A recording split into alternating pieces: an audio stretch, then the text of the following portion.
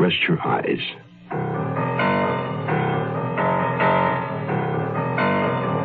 Exercise your imagination.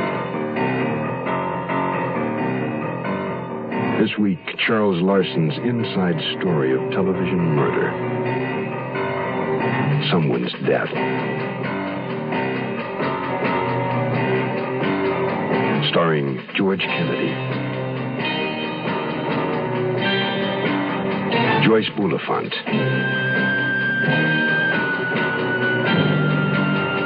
and Robert Reed.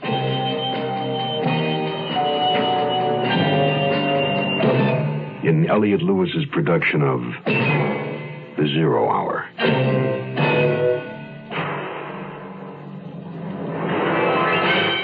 The Mutual Broadcasting System presents The Zero Hour. Sponsored in part by Ford Motor Company, Quaker State Motor Oil, and the makers of V8 Juice. This is The Zero Hour on Mutual Radio.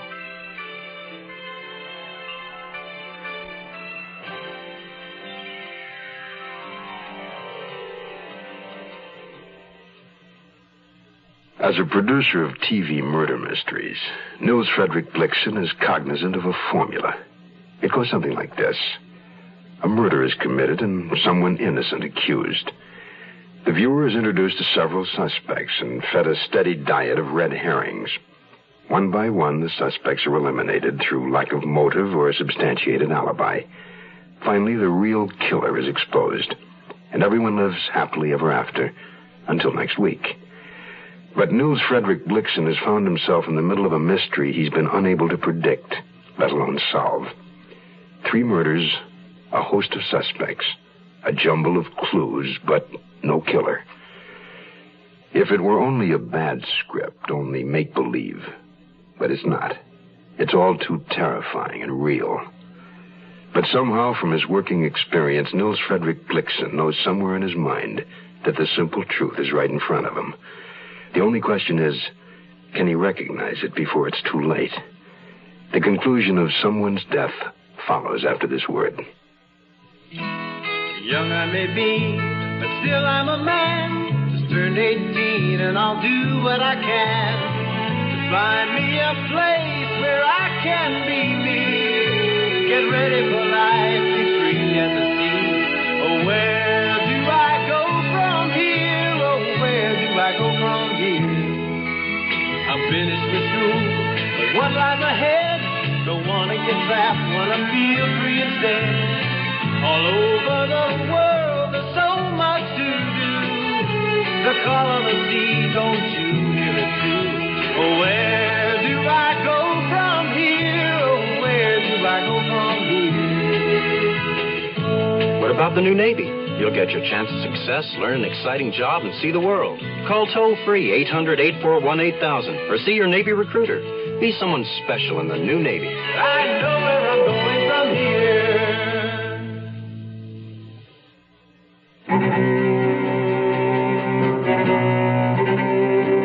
Mary McGrath murdered, victim number 3.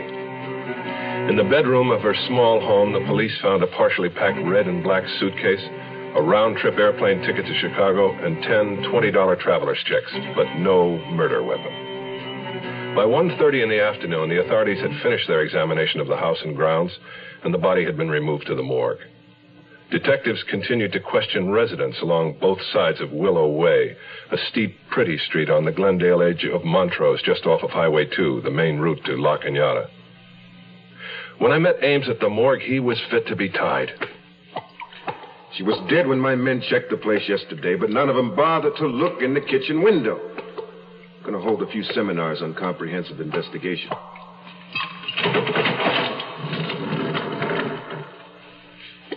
All right, Mr. Blixen? Yes. Yes, that's Mary. Senseless. It's absolutely senseless.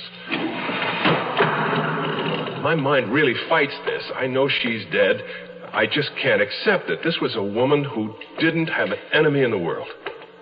I'd like to get some air.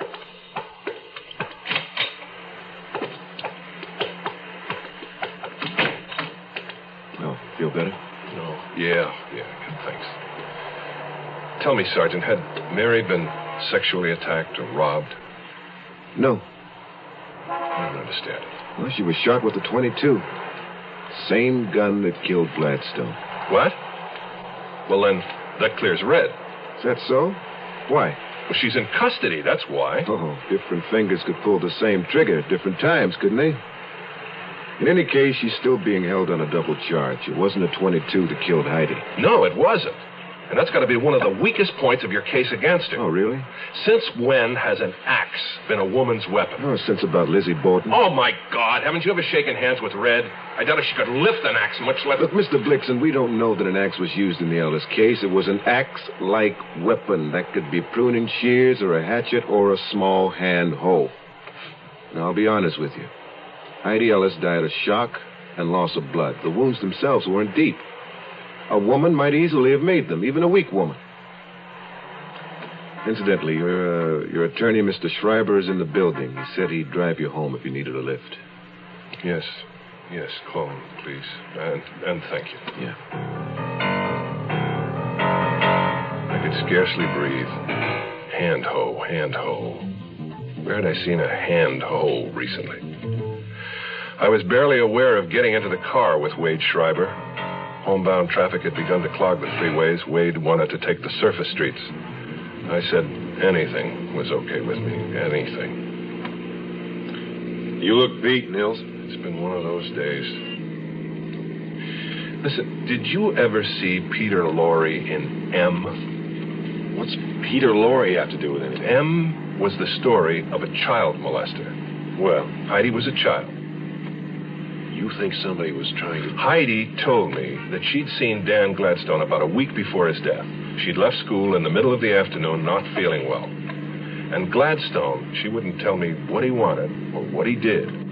But it was clear from her attitude that something strange had happened. Well, Gladstone has a record, but molesting children wasn't part of it. Well, there's always a first time. Now, if Gladstone did try something funny, what have we got? Well, we've got a new case, a motive for murder on Heidi's part. Especially if Gladstone tried it a second time. Heidi may have thought first of blackmail, then changed her mind. Yes, but who killed Heidi then? Who would want to kill Mary? Where does her death fit in all this? I don't know. Wait, I'm lost. Red was innocent, I knew it. But there were 3 people dead. What were we missing?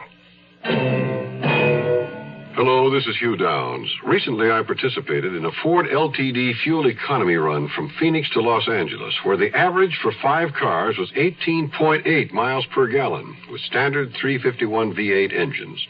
The high was 20.3, and I averaged 19.7. My first reaction was surprise, because I think you'll agree the numbers sound a little high. So I'd like to stress that gas mileage depends on many factors. Things like total weight, maintenance, road and driving conditions. And you might not get the same results. But probably most important of all are your personal driving habits, how you behave when you drive. And one of the things we did in the test was to make a point of never exceeding 50 miles an hour. I think all of us who participated would agree that driving reasonably is a very modest price to pay for something else you can get from a Ford LTD. The good feeling of riding in a solid, well-made automobile. The quiet riding Ford. The closer you look, the better we look. We'll return to our story in a moment. Provide for their college the safe and easy way. It's sure with payroll savings. Yeah, join that plan today. So always remember, it's a proud way to save. Take stock in America. Buy U.S. savings bonds.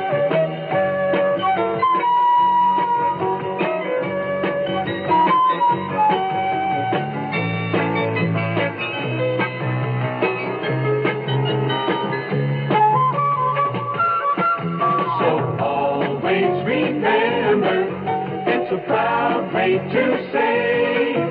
Take stock in America. Buy U.S. savings bonds.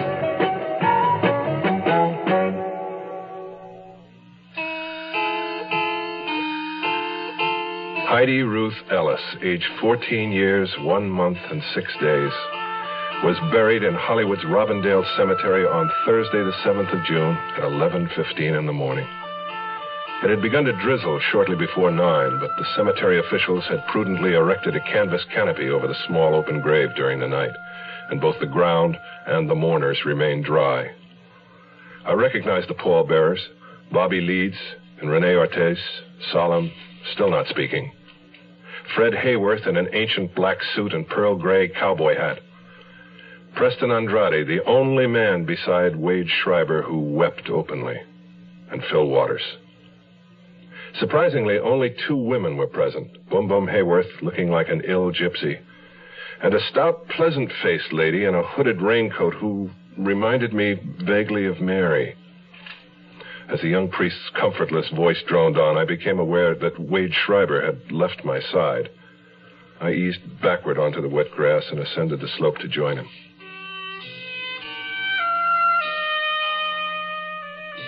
Oh, how sweet of you to come, Sherry. In fact, you're just the man we want to see. We need advice. Of course, Boom Boom. Anything I can do. You see, Phil lost his job at the drugstore. So I thought, Sherry, with all the musicians the studio needs, perhaps you could put in a good word, no? Oh. Why don't you have him come out to the studio? I'll send him to Derek Kirk, the head of music. Oh, fine. This afternoon, Phil can drive us. All right. This afternoon. Say 5 o'clock. We'll be there. Merci bien, Sherry. Wait. Who is that lady just getting into her car? The one who stood with you at the services? The lady... Oh, that is Miss Tufeld, Etta. Is she a neighbor? I don't believe I've... No. She's the nurse, the school nurse. Miss Etta Tufeld. Lovely. Au revoir, chérie. Au revoir. It was past 2 by the time I got to the studio. To fulfill the obligation to Phil and Boom Boom, I made a call to the music department, and I set up the appointment. Then I just went out, and I walked a lot. Mr. Blixen? Niels? Oh, hello, Tibbet. Thanks again for your good work on those comic books. Yeah, well, I sure hope it helps you. Well, say, you produce mysteries. Surely you have an idea who done it. I don't mean to be frivolous. As a matter of fact, Tibbet, I have the oddest feeling I've known the answer all along, that someone told it to me, but I couldn't translate it. As though you sort of peeked at the back of the book, and then there was the solution. Only you had to read the whole thing to be sure. Yeah, exactly. Yeah. Someone said something or did something, and it was all wrong. But I can't remember the circumstance. Well, perhaps you're trying too hard. Probably. What were we just talking about? The funeral. Uh-huh. What does the word funeral suggest to you? Hillsides. And hillsides? It was as though a camera shutter had clicked in my mind. There was the hill and the headstones, and Schreiber under his wide black umbrella. And down the hill, dry beneath the canvas canopy, were Boom Boom and Miss Tufeld and the priest. Let's see. Phil and Andrade, Hayworth and Renee, and there was Bobby. And as suddenly as that, I had it. As clearly as a subliminal flash held too long, certain and complete and shadowless, I knew the killer. Sickened, I closed my eyes and thought, no, my God, no.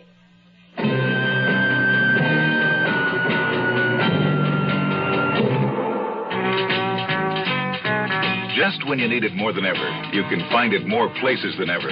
That's Quaker State Motor Oil. Why do you need it more? Because if you're using your car less, that engine just isn't getting the exercise it needs. But Quaker State's quality protection is tailor-made to handle deposits that build up in an underworked engine. Now that you need it more, it's available more places. Nice to know. Quaker State your car to keep it running out. Hey, what you got there? It looks like tomato juice. It's V8. What you got there? It's V8. Looks like tomato juice. It's V8. Try it. Wow, it sure doesn't taste like tomato juice. Mm-hmm. It tastes like V8. A great natural blend of 8 garden vegetables. V8 cocktail vegetable juice. V8. The Zero Hour continues after this. जी हाँ, ये खानदानी मंसूबा बंदी का मरकज है. Mais oui, c'est le centre de planning familial. Yes, this is the family planning center. There are family planning centers in more than 100 countries today. The women who come to these centers can't afford to go to private doctors, but they want to plan their children, when they're going to have them, and how many they're going to have. The trouble is, there aren't enough centers. Just in the United States, there are nearly 5 million women who have no way of getting modern family planning help. And that's nothing compared with the world problem. Some countries don't have enough family planning centers. Some don't have any at all. This year, again, many women will have babies not because they want to, but because they have no choice. Sad for them. Sad for the world. With family planning help, these women, too, will have babies only when they choose. So that all the people of the world may have this freedom of choice, support Planned Parenthood.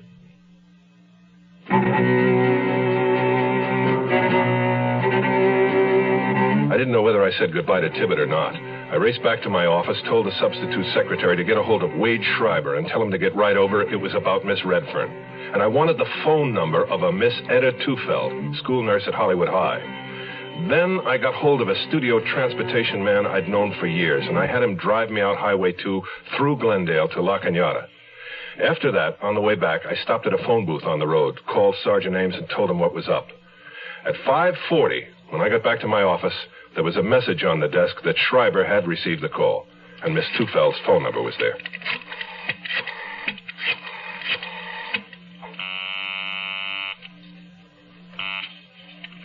Hello? Miss Tufeld, this is Nils Frederick Blixen. You probably don't know my name. Oh, indeed I do, Mr. Blixen. You were at the cemetery today. Mrs. Hayworth pointed you out to me. Miss Tufeld, I need some information about Heidi Ellis's movements last May 15th. Now, that was a school day, a Tuesday. Heidi told me she'd reported sick to you and that you'd sent her home. Tuesday, yes. Yes, I remember. I certainly did send her home.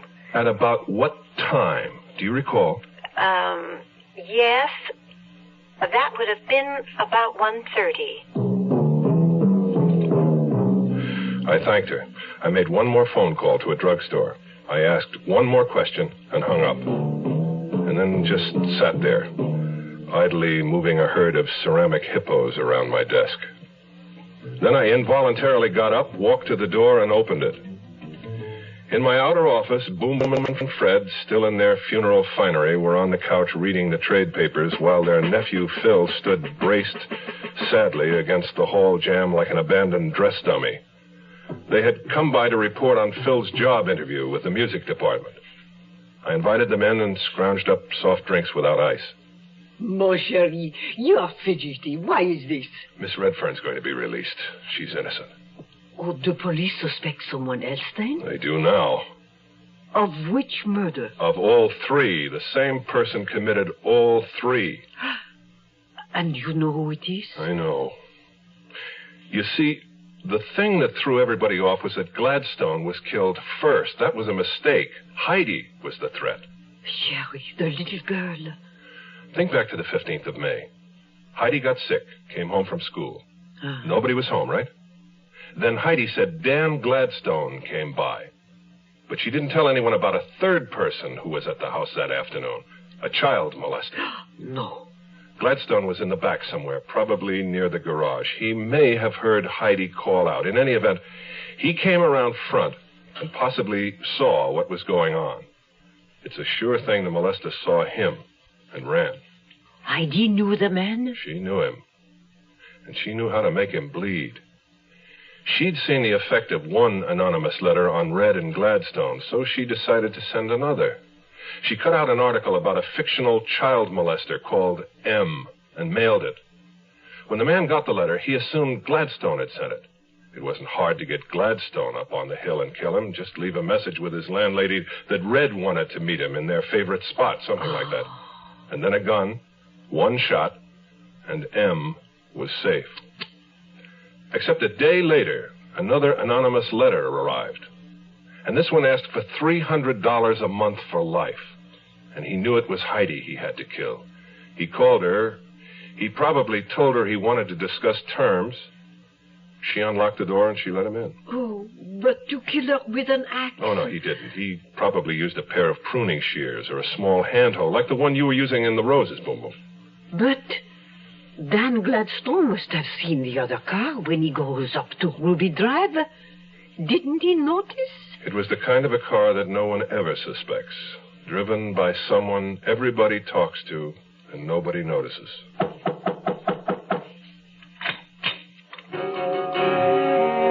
The scene in my outer office, except for Wade Schreiber thumbing through a magazine, might have been a replay of an earlier scene. There were Detectives Ames and Griswold talking by the files, and there was the Sunset cab driver on the couch, flipping his cap absently between his knees. Hi, Mr. Blixen.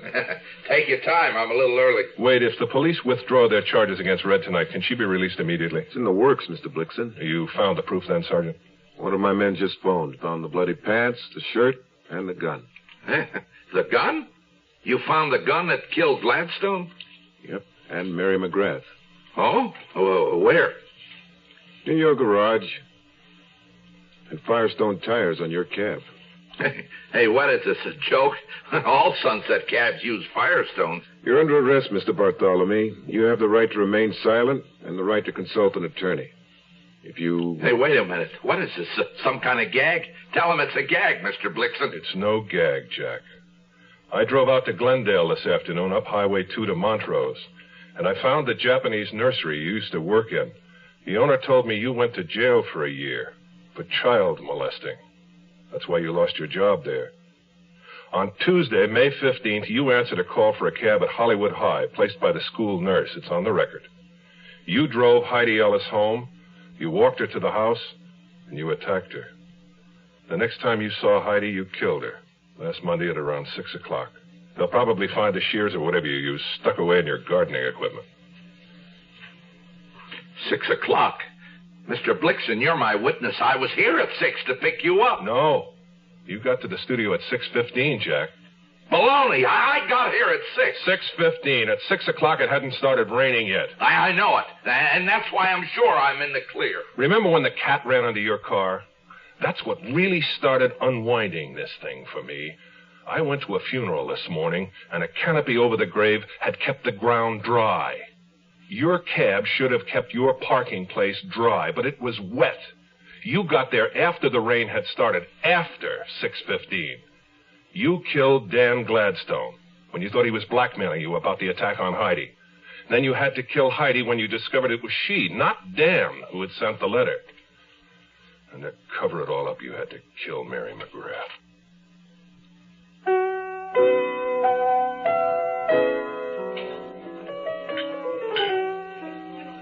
Well, it was all put together. I was in a bar with Schreiber having a much-needed double on the rocks. I could see him in the phone booth talking fast and furious. And when he hung up, there was a smile on his face. Well, you're reinstated with the network. Incidentally, I didn't quite get the cabbie's explanation about why he killed Mary McGrath. Well, it's very simple now that I understand it. He had just killed Heidi, and he needed an alibi, so he enlisted Mary's help. He told her Heidi was in the cab, waiting, some kind of surprise for her grandfather. And it would help if Mary would tell Ellis she just phoned when he came into the office. He knew he'd have to kill Mary later. The problem was, when Ellis told Mary to call Heidi back, Mary played that pretty well, keeping him from talking. She made one mistake. I should have caught it then. She tapped the receiver bar several times, supposedly to attract Heidi's attention. And that's a mistake? You do that, and if you place the call, at least here in Southern California, you cut the connection as surely as if you'd severed the line. That was his alibi. I should have recognized it a long time back.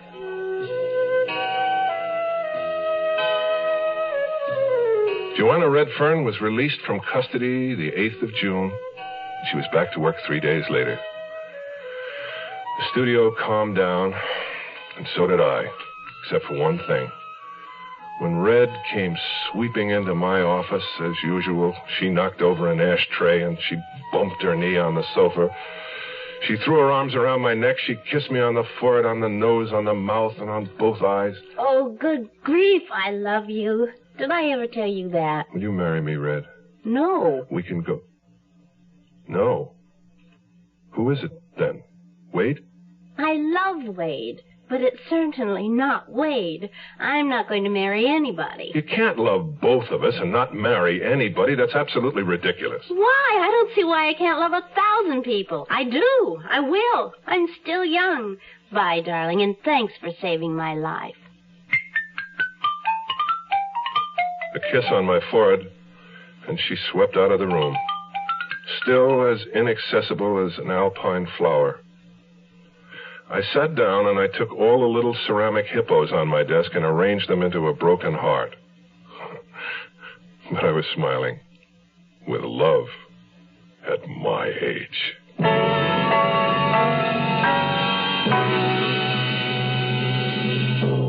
You are listening to Mutual's presentation of The Zero Hour.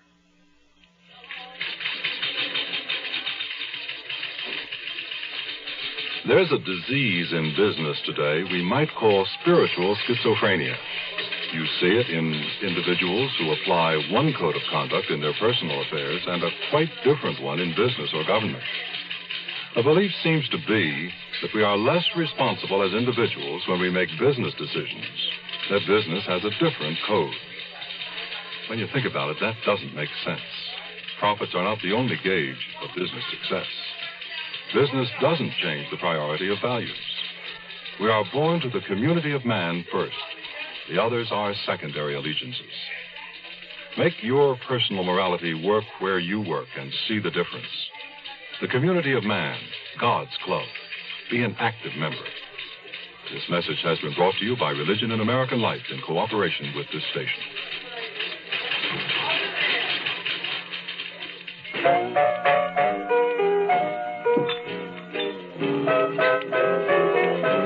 Sometimes a 24-hour pass can pass very slowly. Very, very slowly indeed. With no place to go, nothing much to do. The answer for millions of servicemen and women around the world has been the USO. For over 30 years, a place to come in, read, write letters home, listen to music, dance, have a hamburger and a shake. Most of all, a place to feel welcome. But there might not always be a USO, even though there are still 2 million servicemen and women who need it more than ever. There might not be a USO because there's not enough money to go around.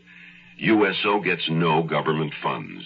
It depends entirely on your gifts to the United Fund, Community Chest, or local USO campaign. So please give. Our work isn't done. That concludes this week's production of The Zero Hour. Charles Larson's Someone's Death. Next week, we'll begin another exciting dramatization of a tale of mystery and suspense. We'll tell our story in 5 days, at the same time Monday through Friday. So on Monday, rest your eyes and listen here to The Zero Hour. Today's episode brought to you in part by Ford Motor Company, Quaker State Motor Oil, and V8 Juice. This is The Zero Hour on Mutual Radio.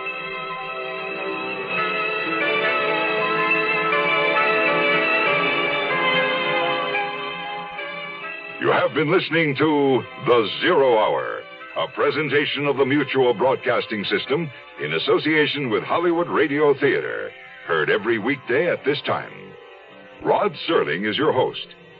Zero Hour is produced and directed by Elliott Lewis. The Hollywood Radio Theater theme was played by Ferranti and Teicher and is now available on United Artists Records and Tapes. Hugh Douglas speaking. Tune in Monday, and once again, rest your eyes and listen here to The Zero Hour.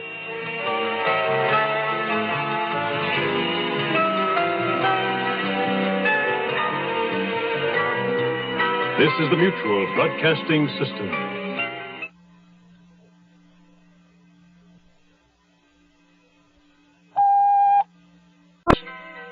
Hugh Douglas speaking. Tune in Monday, and once again, rest your eyes and listen here to the Zero Hour.